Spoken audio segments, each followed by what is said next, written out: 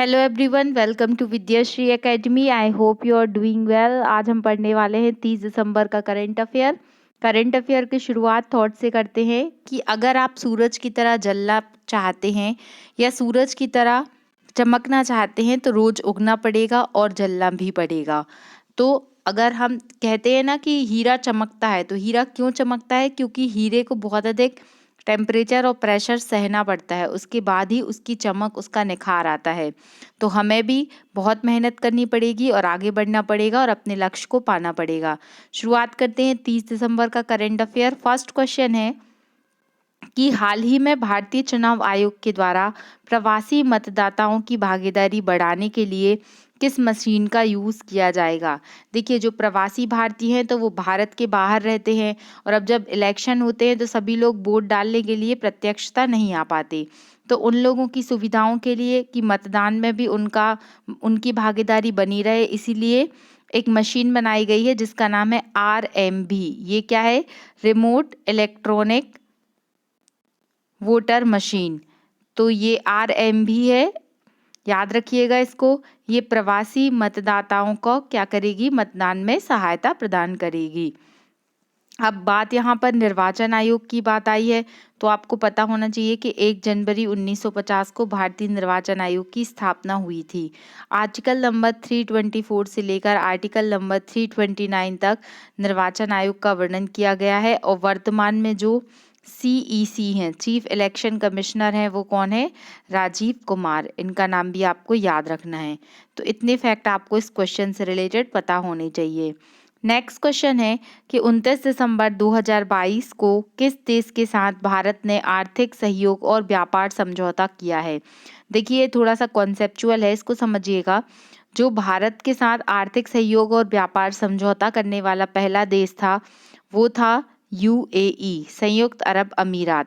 ये क्वेश्चन पूछा जा चुका है और 1 मई 2022 में ये समझौता हुआ था, याद रखिएगा। और दूसरा ऐसा देश बना है जिसने भारत के साथ आर्थिक व्यापार समझौता किया है, वो बना है ऑस्ट्रेलिया। ये बहुत ही महत्वपूर्ण है, चूंकि UAE का क्वेश्चन पूछा जा चुका है, तो अब आपसे पूछ सकता है कि दूसरा ऐसा कौन सा देश बना है जिसने भारत के साथ आर्थिक सहयोग और व्यापार समझौता किया है। अब ये क्या होता है? ऑस्ट्रेलिया जो होता है, ऑस्ट्रेलिया कुछ भी ऐसा गुड्स प्रोड्यूस नहीं करता उस देश में, बल्कि वहां से कच्चा माल भारत आएगा और फिर भारत से गुड्स बन के क्या होगा? ऑस्ट्रेलिया में जाएगा। इसी तरीके से हमने UAE के साथ टाई अप किया था, तो इसको याद रखिएगा। आई होप आपको समझ में आ गया होगा। अब UAE, संयुक्त अरब अमीरात की बात आई है, तो याद रखिएगा जो यहाँ पर होप मिशन है, तो होप मिशन का संबंध UAE से है। और आपसे पूछा जा सकता है कि पहला पेपरलेस गवर्नेंस वाला देश कौन सा है? तो पेपरलेस गवर्नेंस वाला देश भी कौन सा बना है? संयुक्त अरब अमीरात बना है।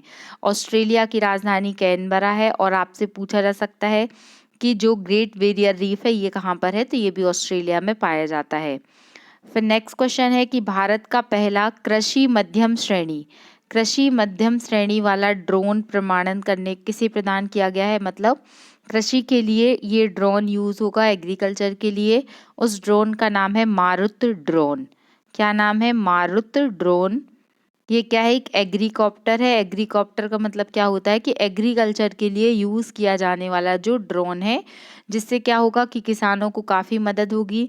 जो कीटनाशकों का छिड़काव है, फर्टिलाइजर का छिड़काव है, वो इस ड्रोन की हेल्प से किया जाएगा। किसान ड्रोन, ये क्वेश्चन भी आपसे पूछा जा सकता है कि किसान ड्रोन का निर्माण किसने किया है, कौन से इंस्टीट्यूट ने किया है?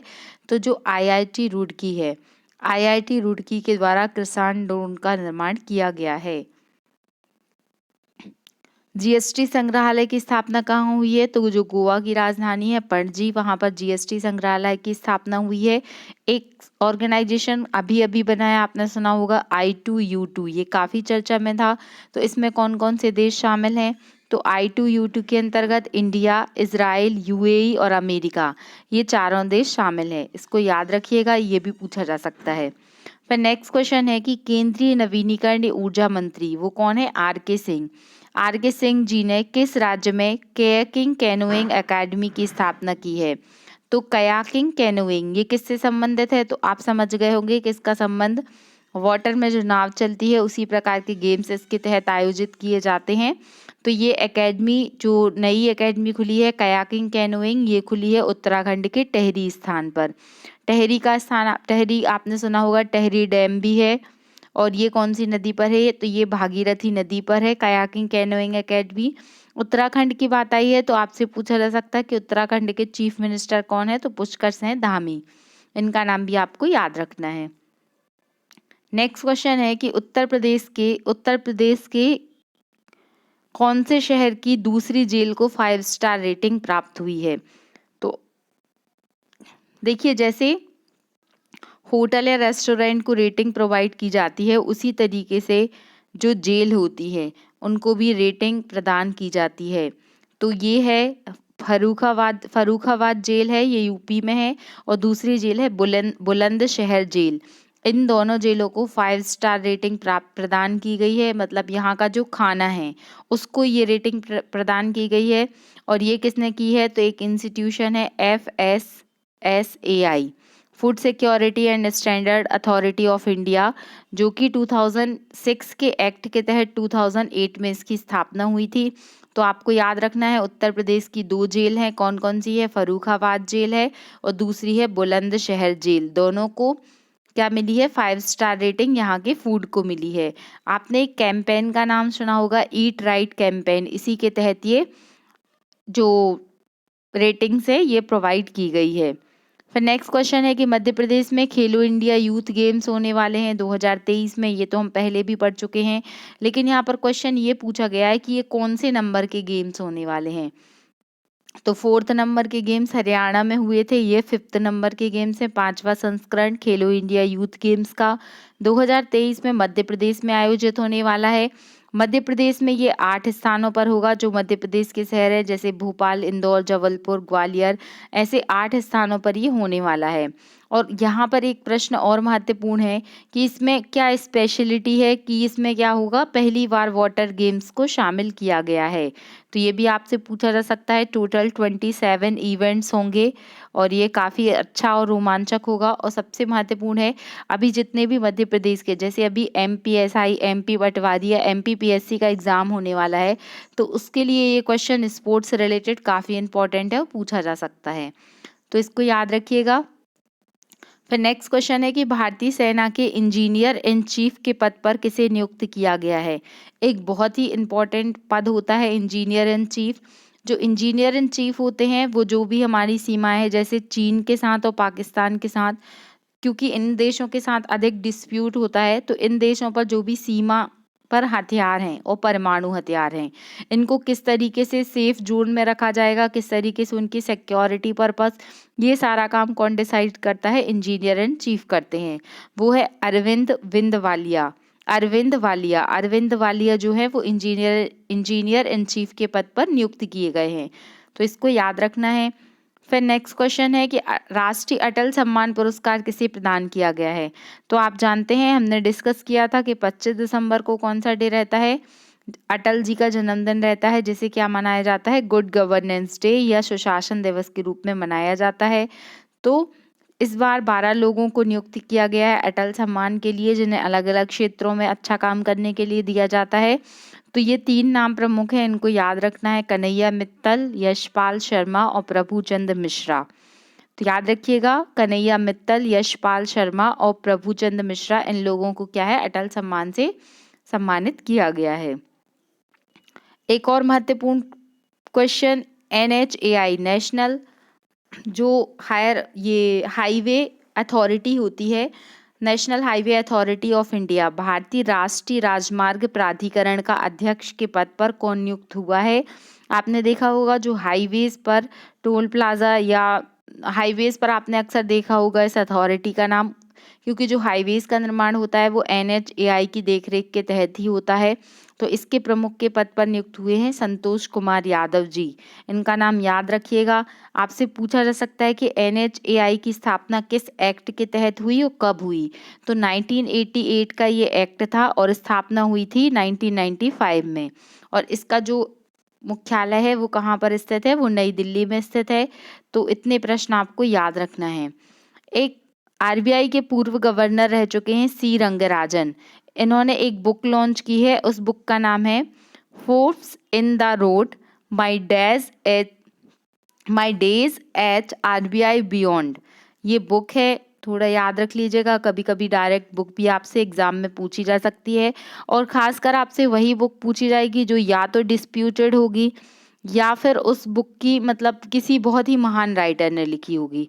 तो याद रखिएगा, चूंकि ये आरबीआई के पूर्व गवर्नर रह चुके हैं 19वें नंबर के, तो इनकी बुक के बारे में आपसे पूछा जा सकता है। Forbes in the road my days at RBI beyond, मतलब जब ये आरबीआई के गवर्नर थे तो क्या उस टाइम परिस्थितियां थी।